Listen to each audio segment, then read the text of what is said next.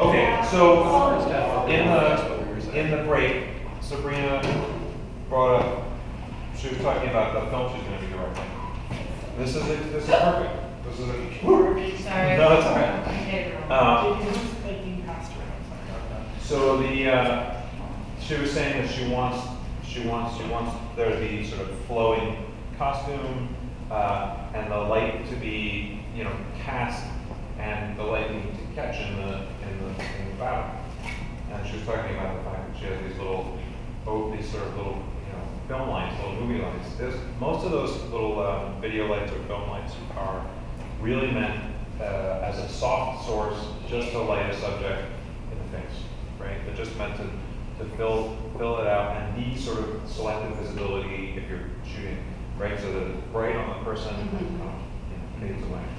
And it's very utilitarian, right? And probably isn't going to project, it's not going to feel like rays of sun, right? Think about rays of sun, gorgeous, right? Shafts, right? And so you need something with a lens, much more like a Leica or a Par or something, so you may need to, you may just need to talk to Jeremy Par or something. No, I think that's totally realistic, right?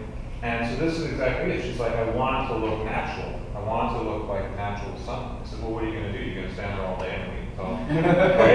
And wait until the sun's perfect? Well, Ansel Adams, this is my point about it not being a studio art, right? Ansel Adams can sit there all day looking at the mountain and waiting, right? He got paid for his photos. They're beautiful photos, right? But he sat around all day to do it.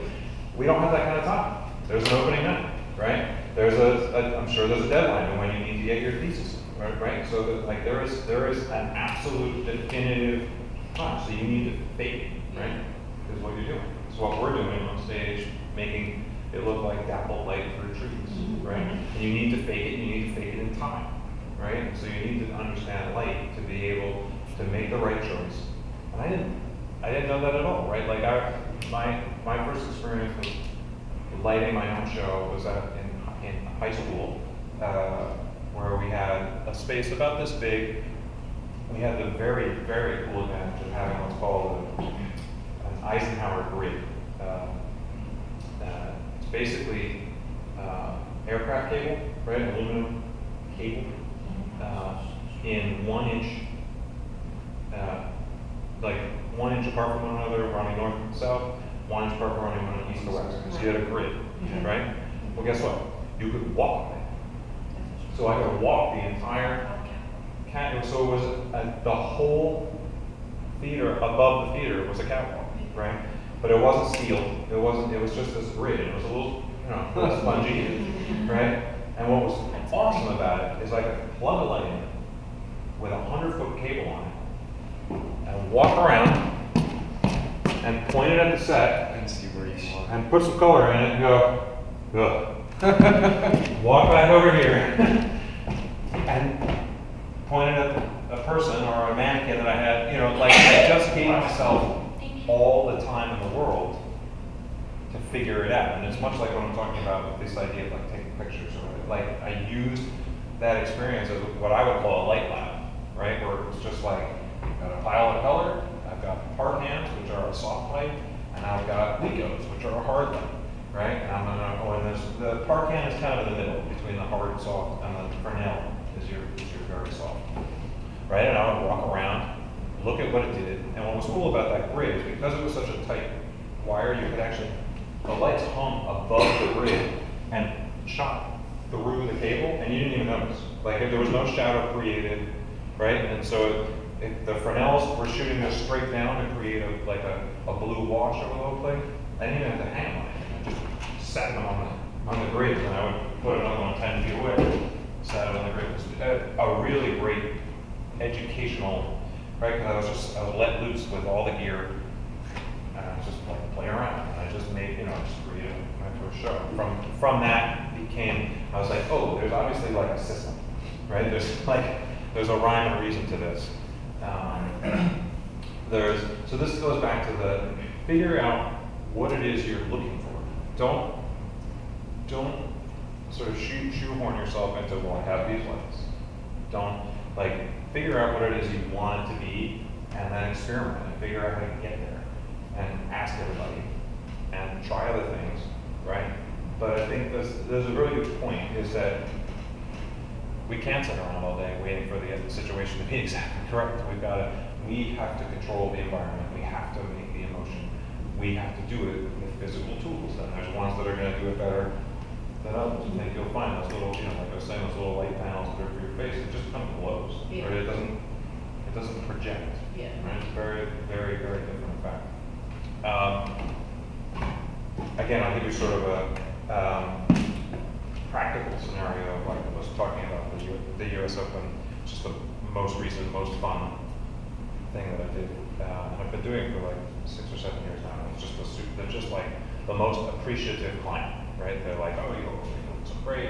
How are you going to do better next year? Like we always top ourselves, and it's a fun process to get there. And it's really interesting because there's so many creatives involved. There's an executive producer who has some creative expectations. There's the director who's really more about moving people around, but also has some artistic intent. There's a projection designer. There's a lighting designer. There's a sound designer, right? And all of us come together, and it is probably one of the most bizarre design collaborations that I do. The lines are very blurred as to what we all sort of, because we work together so much now, we allow ourselves to sort of talk, I always talk about sort of staying in your lane, right? But I think in the collaborative process, it's no good to stay in your lane. That's what I was talking about earlier. It's like, you need to push a little bit. You need to be like, if you think that a roof on the set is going to make it absolutely impossible to light, you probably should speak up before they start building the roof, right? And yes, it is next to impossible to light a show well with a roof on the set. But guess what? A lot of set designers really like putting a roof on a set. Just because, right? Because they're not thinking about lighting. But there's ways to make it look like it's got a roof and leave slots and be creative about how. Actually, I just saw just last year a new production of Sweeney Todd in Manhattan, and this was got to be the coolest, experimental, downtown experience. You walk in, they serve meat pies. The show? Yes. Oh, okay. So they're serving meat pies. They're really good. They're serving beer and meat pies, and it's all part of your, it's all part of your ticket price. You're sitting at these long tables. The place is beat up, and you can't necessarily tell if it's a set. Or if it's just the room you're in. That's how cool it was, right? It was art directed within an inch of its life. And there was buttery fluorescent, and you're like, man, this place is rough. And the meat pies are great, and the beer's good, and you're chatting. Whoa! The lights black out. And the music starts. And someone comes out with a candle. Sometimes that's all you need to evoke something, right? It doesn't need to be this huge, elaborate US Open opening night ceremony with hundreds of moving lights, right? A fucking candle will do that, right? Sometimes that's all you need. And I was, I've been on a million shows, and I was like, oh, that was incredible. And then as they built the scene, they had hidden little lights in all the vents and all that, but those vents weren't there, right? Again, and I was naive of me even, right? I go back to no, it's not in a catalog. Every last thing is a choice. And it was so cool. They had figured out that they needed light coming from this direction for this scene. They needed a little light coming from this direction for this scene. So they have the set designer build in grating, you know, grills and grates that looked like it was part of the room. With all the fluorescents on it, you had no idea, right? But then when we went down to the show lighting, and then all of a sudden, I'm like, how is there this beautiful, like, little warm light from under their chin? And I'm like looking around, I'm like, holy shit, there's a hole in the wall over there that I didn't even notice, right? But it had been covered up with mesh or with that, like, so that you can push the light through it. But in the full, you know, in the full fluorescent light, it's like a script, like, you know, it disappears. So just, I mean, little things like that, ingenious things like that, they're choices, and they are so impactful. And that's the kind of stuff that I hope you guys can sort of get to in your brain about, you know, it really could just be a candle, right? Sometimes that's all it is. Now, as a lighting designer, of course, if it's a candle, I want a little light down on the front of the edge of the stage, and I want to turn it on when you come over and give you the little, you know, light under your chin so that it looks even more like a candle, right? I can't just leave it alone, right? If it's a practical light on stage, right, you know, table lamp, well, I'm not just going to light the scene with a table lamp, right? That's a problem.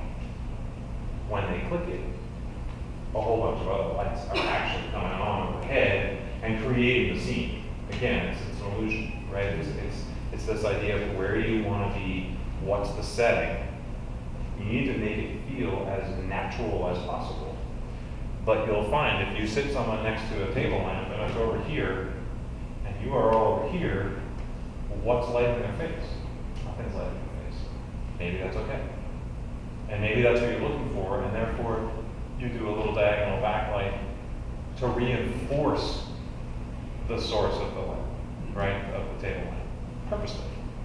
Or you give them a little face light because you really want to hear what they're saying. You really want to make sure that everyone's focused on them, and you don't want it to be overly dramatic. It's just that you want to focus on the area. Yeah, all choices. And all things you should be trying, right? It's like, turn that one on. No, it's terrible. Turn this one, oh, you know, like, try it, right? I think just that's absolutely the key to this. Okay. With the idea that nobody has their book. Totally. Instead of homework, because that's boring. What I'd like for the next 20 minutes is for you to stay here, go away, I don't care. Take pictures. Come back. Let's share them with one another. Take pictures for a reason, right? Go and take pictures. Go experience light, outside, inside, I don't care. Come back in 20 minutes. I won't be, you know, if you're 25, I'll be all right. But come back in 20 minutes, explain to us why you took the picture. I want to see what people are seeing, and I think it'd be really interesting for each other to see what you're seeing. All right, everyone have a phone? Yeah. Yeah, go on.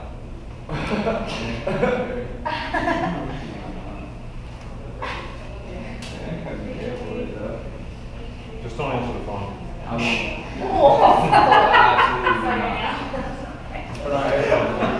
Oh, yeah.